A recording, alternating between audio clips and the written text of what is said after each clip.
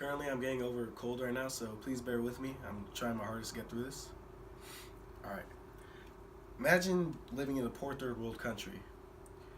You don't have enough money to feed yourself or your family. The job that you're working in is very harsh and doesn't pay you enough to support you or your family.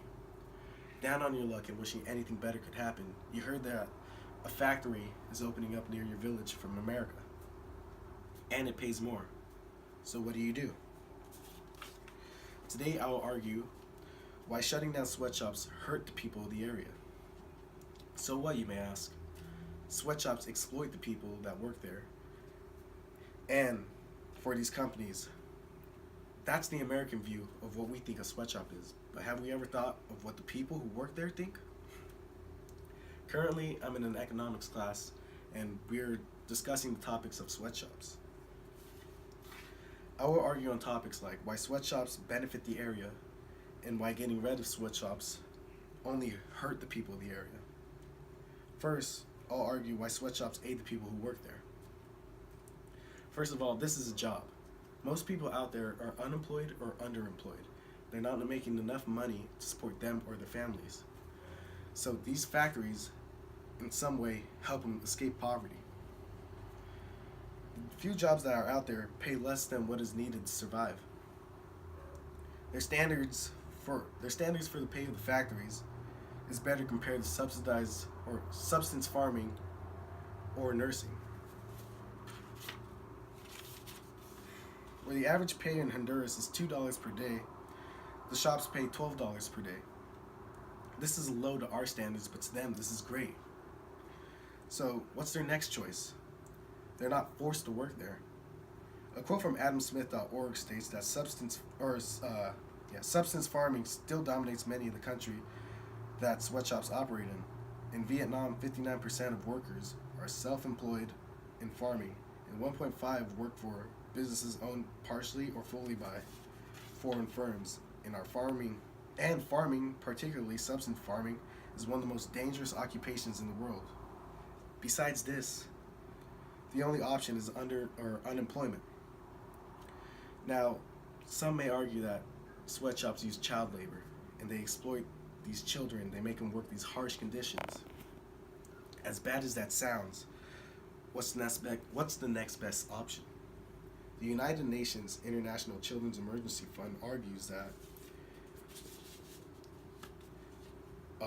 early 1990 campaigns to reduce child labor in Bangladesh formal economy led to children looking for income in much worse places such as stone crushing, street hustling, and prostitution. As for the girls, a study done by researchers at the University of Washington and Yale found that girls who lived in villages close to sweatshops were less likely to get married or pregnant between the ages of 12 to 18. Also, school enrollment rose by 33%. Now, I'll argue the problems of ending sweatshops.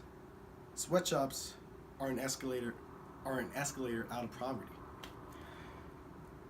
These factories are the first steps for developing nations to get out of poverty and to increase their standard of living. For an example, during the U.S. during the Industrial Revolution had sweatshops, and we all know this. We had factories, but now look at us, we're thriving. Of course, we had to get regulations, and we had to better ourselves eventually. But we all had to start somewhere. And for these developing countries, these are the sweatshops. Also, these people gain experience at working at these factories. They can gain knowledge and skills to make their opportunities better, so they don't have to continue working at these harsh factories. Shutting down these factories only results in more poverty. So even if we attack these sweatshops, it's just going to make these people worse off. So what should we do with the nations that have sweatshops? Attacking the factories does not help. What we need to do is attack poverty itself. If we help the people in these poverty-stricken nations, then they don't have to resort to be working in these sweatshops. For now, sweatshops help develop these nations slowly, to ease out of poverty and turn them into a more developed nation. In conclusion, sweatshops aid the people by getting sweatshops aid the people, and getting rid of them just brings unintended consequences. Yes, sweatshops are not the most ideal place someone wants to work. In our American view, we would think this is exploitation, that these businesses are using shady deals just to get what they want. But are they really? Like anything, if you want to make anything better, you have to start somewhere. Thank you.